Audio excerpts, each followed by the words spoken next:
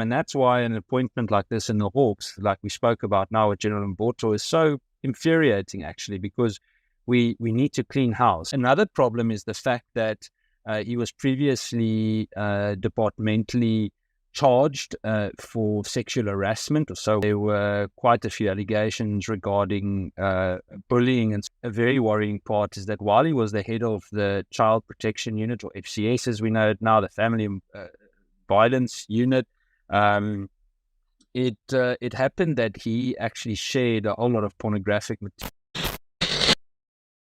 As chairperson of the committee, you have written to the Minister of Police to ask for a review of the appointment of General Patrick Mbotho. There are very serious allegations against him. Please tell us about those. Yeah, Chris, so we learned this week about the promotion of General Mbotho in the Hawks. Now, unfortunately, I don't know him as a person at all. I can just go on what is on paper.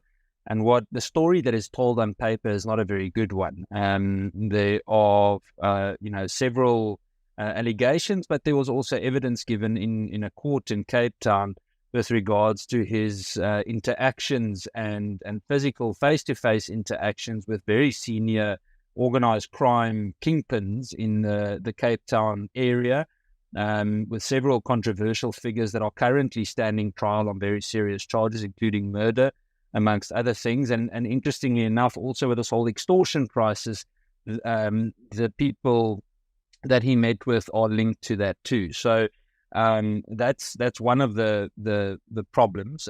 Another problem is the fact that he was previously departmentally charged for sexual harassment, or so we are told. There were quite a few allegations regarding bullying and so on, but in my opinion, that is just an allegation and it should be treated as such.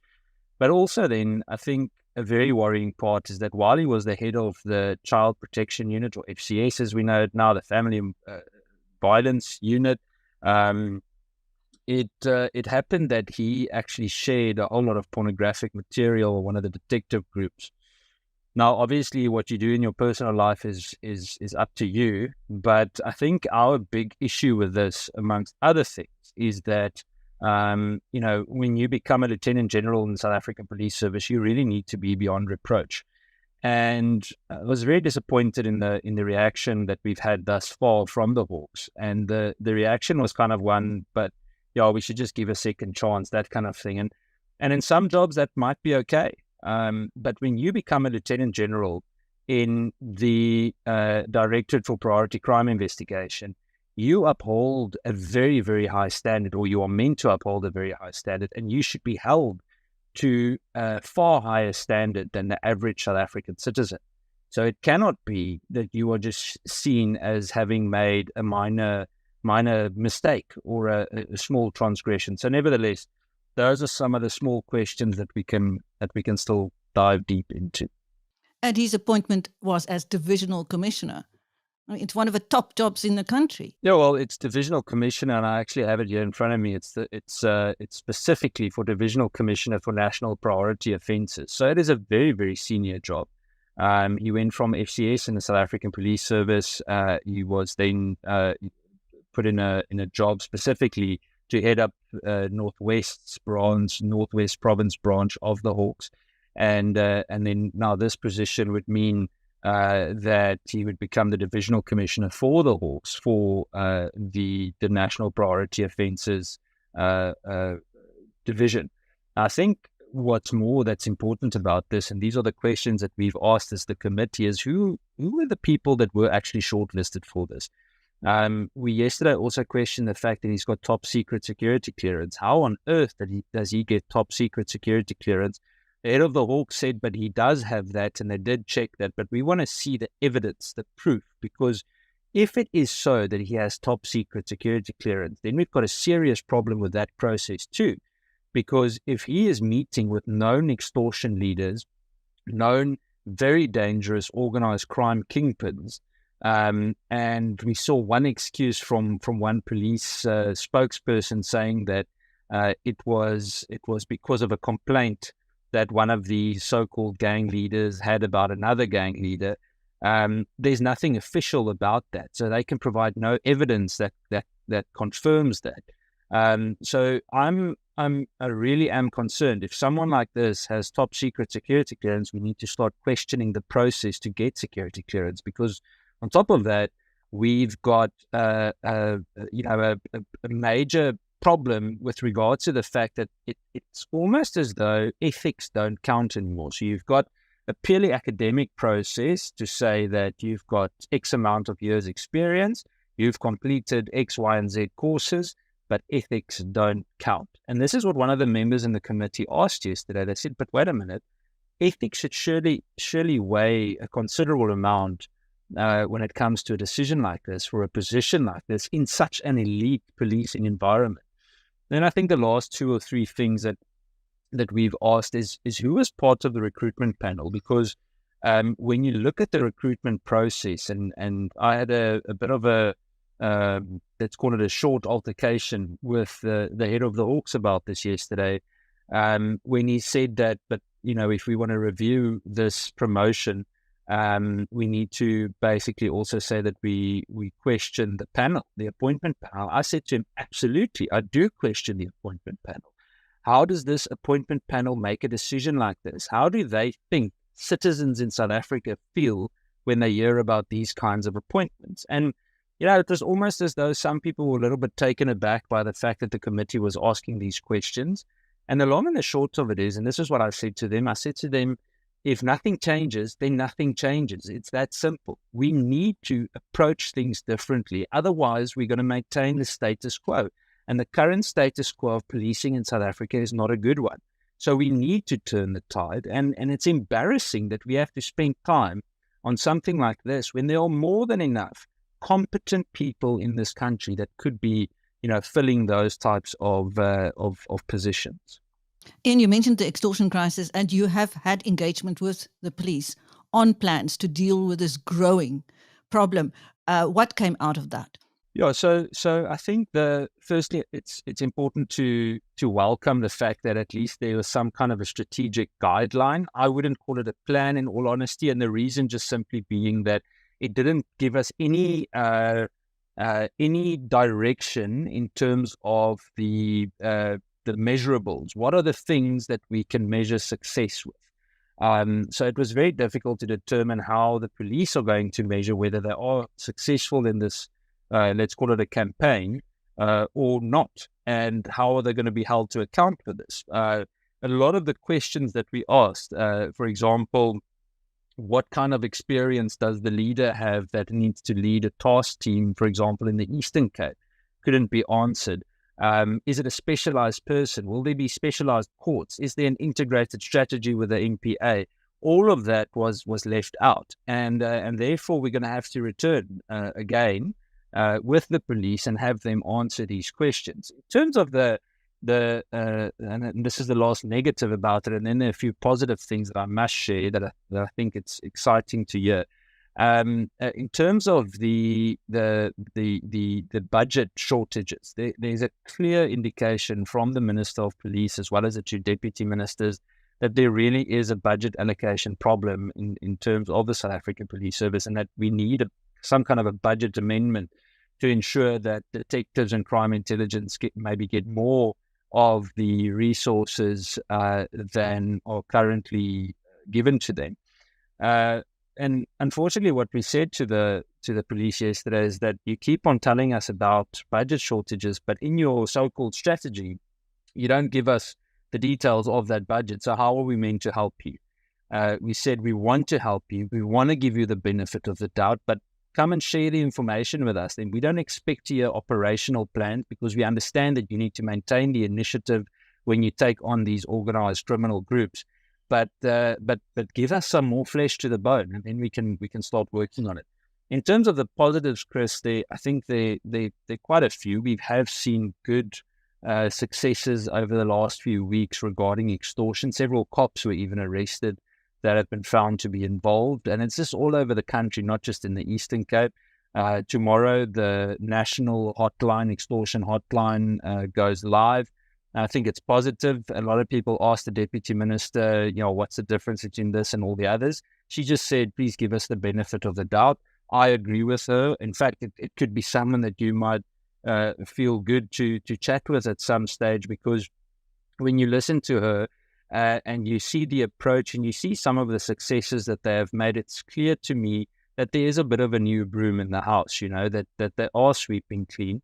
And we must understand that it will take time. And that's why an appointment like this in the Hawks, like we spoke about now with General Mbotho, is so infuriating, actually, because we need to clean house. And while I know the minister and the two deputies really are pushing to clean more, it doesn't help if the leadership of some of the law enforcement bodies are counterproductive and they are making these types of appointments. So, yeah, I think there are quite a few successes. They also told us that they would be focusing on level 3 and level 3 to 5 targets, which means that it's a higher level target in terms of the kingpins that they want to arrest or the criminals that they're targeting. Whereas up to now, it's been predominantly focused on level 1 and 2.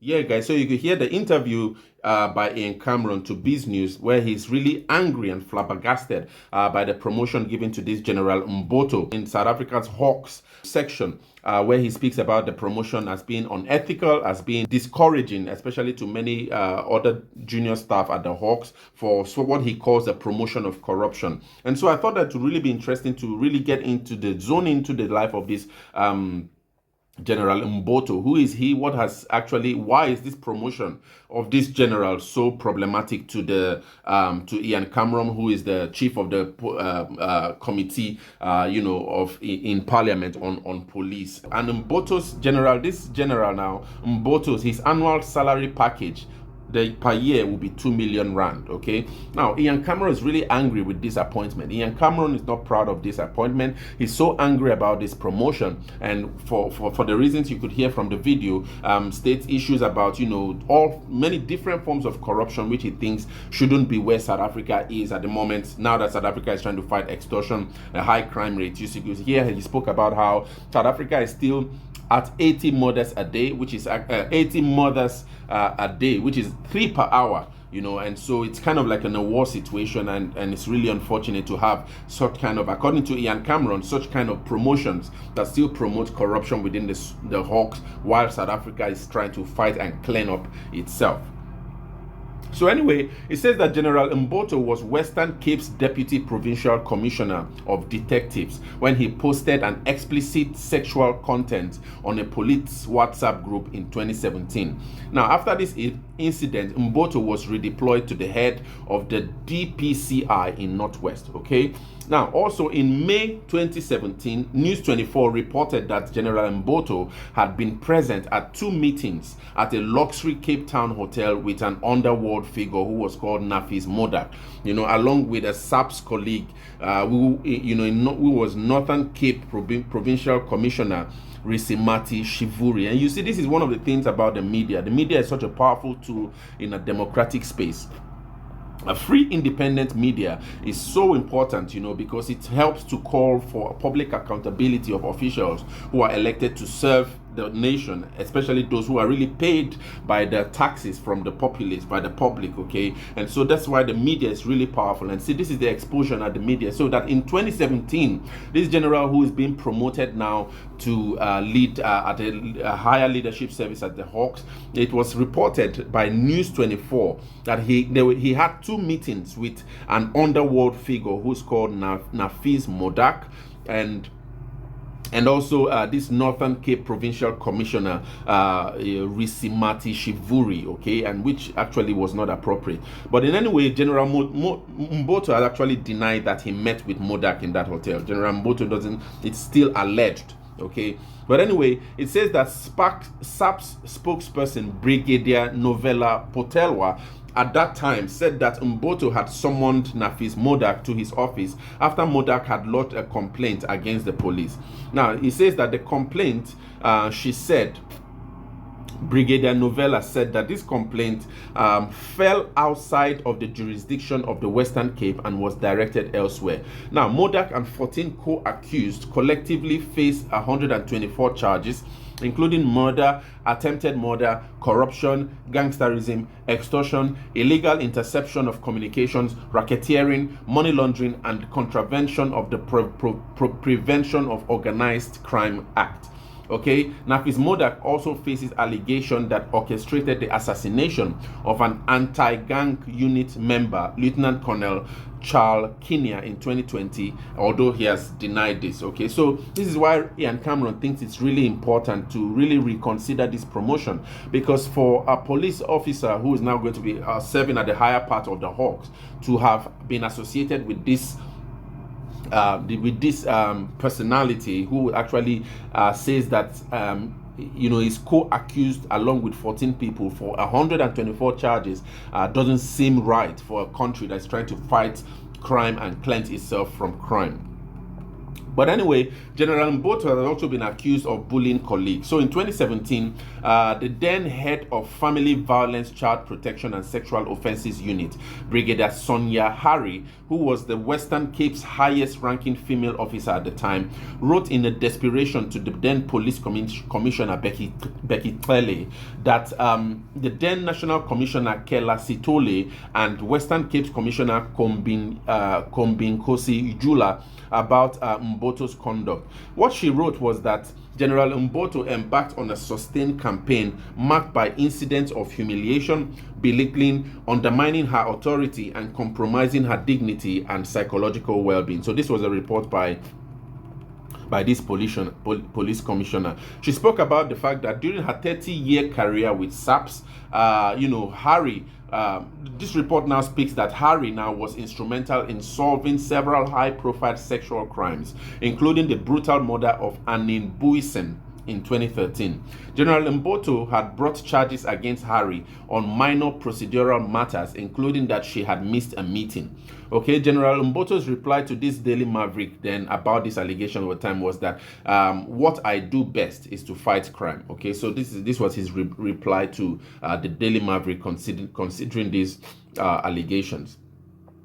The report then goes on to say that back in 2015, the then acting National Police Commissioner Komotso Palane actually made several appointments to the SAP's Western Cape top structure, sidelining the then Deputy Provincial Commissioner of Crime Detection, Major General Jeremy Veery, as well as the then Western Cape Crime Intelligence Head, Major General Peter Jacobs. Okay, it says that Hari was redeployed from her post as the Western Cape Head of Crime Investigation Services to be the provincial head of the Family Violence, Child Protection and Sexual Offences Unit. Hari said at the time that unlike Veery and Jacobs, she had not challenged her redeployment. She said that her life changed after Veery was illegally removed from his position by Flane in September 2016. And then from that onset, General Mbotho adopted a hostile attitude towards her and her work.